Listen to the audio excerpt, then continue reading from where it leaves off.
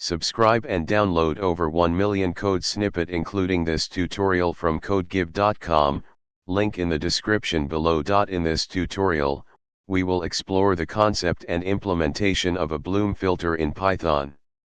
BloomFilters are probabilistic data structures used for membership testing, particularly useful in scenarios where memory efficiency and quick membership checks are crucial.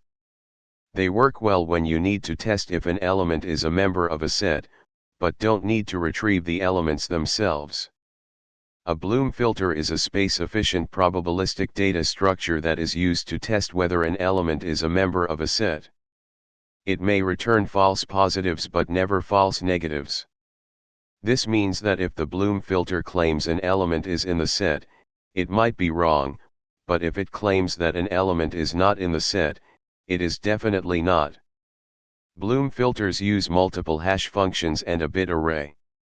When adding an element to the filter, it is hashed by each hash function, and the corresponding bits in the array are set to 1.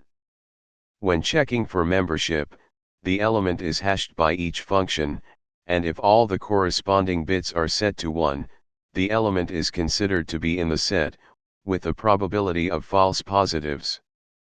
Let's implement a simple BloomFilter in Python. Let's demonstrate how to use the BloomFilter class. In this tutorial, we've covered the basic concept and implementation of a BloomFilter in Python. BloomFilters are handy for membership testing in scenarios where memory efficiency and quick lookups are important, even if they might occasionally return false positives. This implementation provides a simple yet effective way to integrate BloomFilters into your Python projects. ChatGPT.